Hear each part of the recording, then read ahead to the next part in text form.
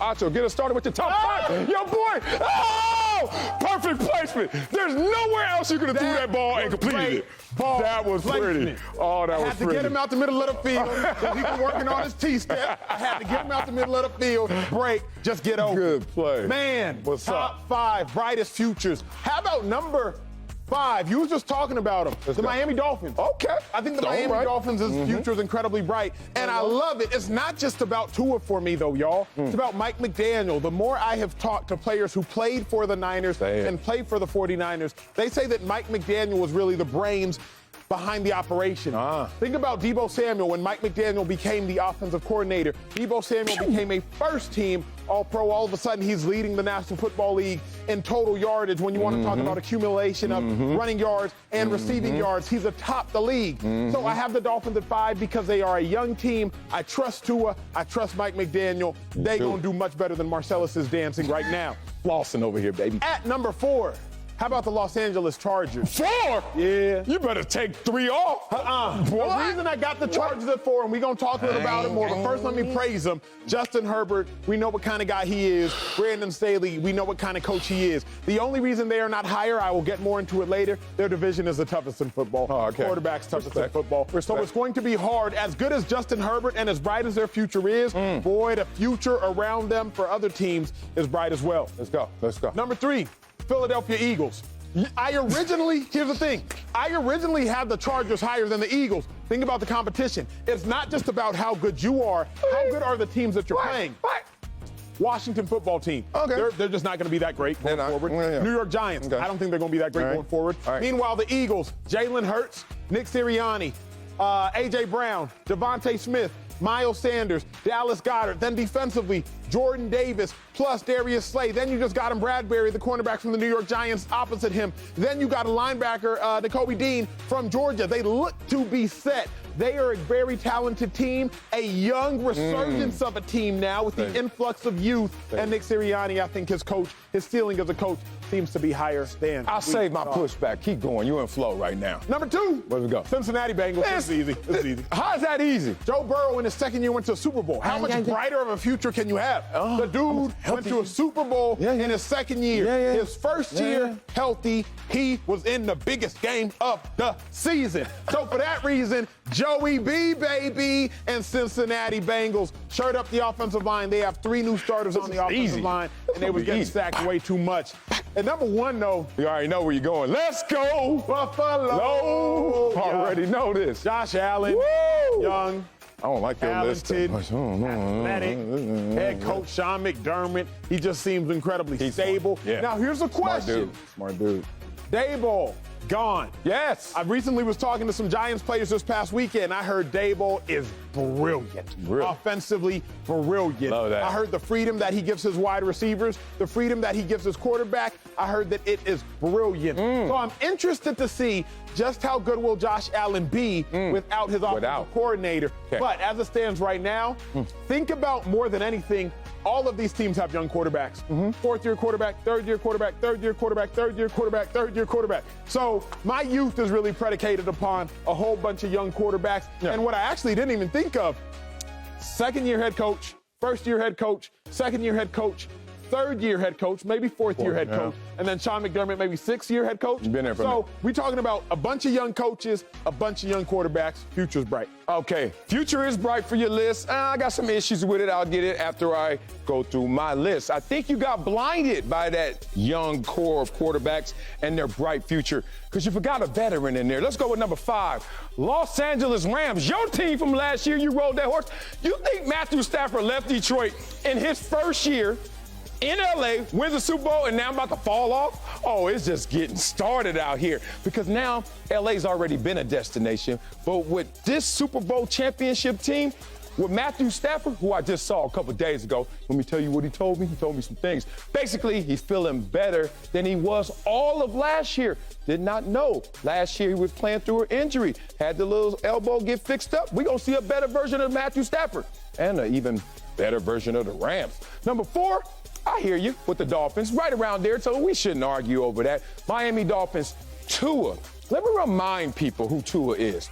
Number 1 quarterback recruit that goes to Alabama when Alabama was offensive-minded. Then he becomes the national passing efficiency quarterback of the year, greatest quarterback rating of any quarterback in college football history. Then goes to Miami and has a bunch of issues surrounding him. Now the path is forward and clear. 2 in the Dolphins, they're gonna ball. Number 3, how you forget about the Chiefs? Throw them up there. Andy Reid has come to his conclusion that is a smart one. I don't need a receiver out there doing all that work. I'm Andy Reid. I can game plan us to success, and that's why Patrick Mahomes had a higher passer rating without Tyreek Hill.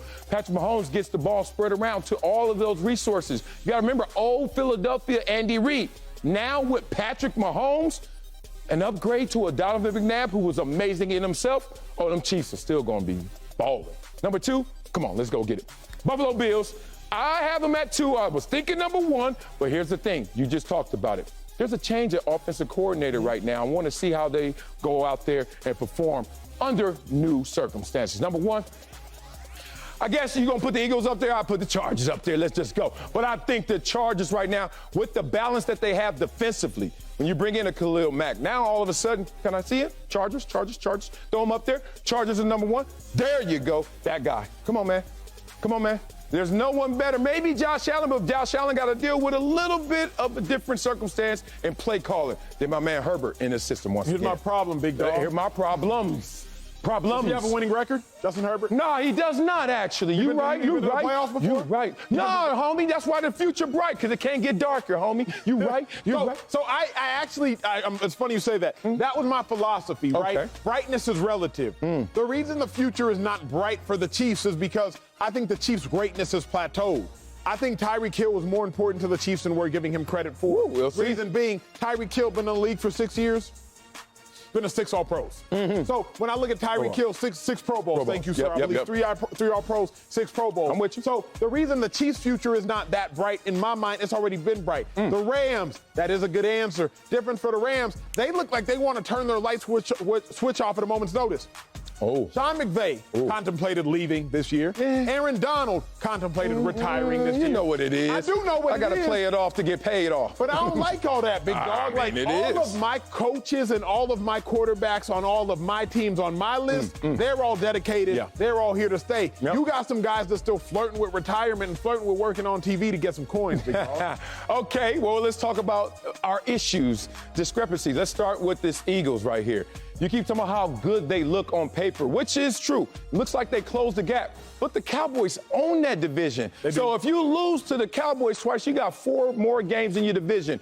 Where you going to go? 4-13? No, the Eagles are going to be a good team. They were a playoff team last year. I expect greatness from, but Bright, you said there's still a question mark about what's going to happen at quarterback. Jalen Hurts is not, they said this is your year to prove it.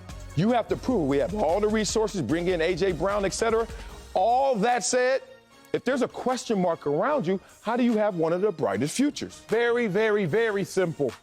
I love the receiving core of the Eagles. They have the best receiving core in the NFC East. The Washington football team, Washington Commanders, Washington, they can make an argument depending on how their young receivers or young rookie plays. Okay. But I like the Eagles as far as receiving core. I like the Eagles as far as a pass-catching tight end in Dallas Goedert. I like the Eagles as far as head coach and creativity. And then defensively, I really like what the Eagles got going. But more than anything, of all these divisions, I just think the Eagles are in the easiest one. No, I get that. That's why I had the Chargers up higher. But then I was like, bro, Chargers got to see the Broncos, got to see the Chiefs, got to see the Raiders. All 3 of those teams could be on your list as far as bright futures. So for that reason, it's not that the Chargers' future is not bright or that the Eagles shouldn't be this high. Eagles just have the least resistance, big dog. I'll give you that. What about these Bengals? You told me, in your second year, you go to the Super Bowl. Dan Marino, did he ever go back? I don't know. What's your aversion to Joe Burrow? You're starting to feel something? Joe Burrow. I don't believe in Joe Burrow like y'all believe in Joe Burrow, but we'll see. There's something about maybe a little overachievement with this team last year. Now, that's tough to measure. If you don't make it back to the Super Bowl, am I right? Or if you make it back to the Super Bowl and win, then you're right. But Joe Burrow set a high bar early.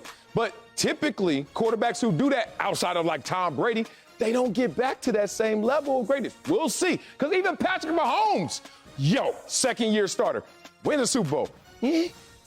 And you're telling me Joe Burrow, who's been injured and sacked the most, is going to do it again? Because we rarely ever see combinations like we're seeing with Joe Burrow and Jamar Chase. In college, like LSU national championship, in the NFL, now all of a sudden you get to a Super Bowl. The only combination I've seen as good as Joe Burrow and Jamar Chase is my off-camera quarterback and me playing receiver. That's the only combination that I see. Oh, man. That's the only one.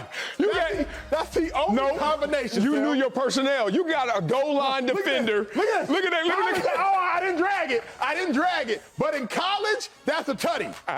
Watch it. Watch his foot. Watch his foot. Watch that foot. Boom. I got one in. In college, that's a tutty. Next time I'ma just drag that joint, big dog. Next time I'm not gonna let you fool me in formation and have me out there playing backer. I need to be 4-point stance, need to be on the line rushing. Oh, that's amazing. All right.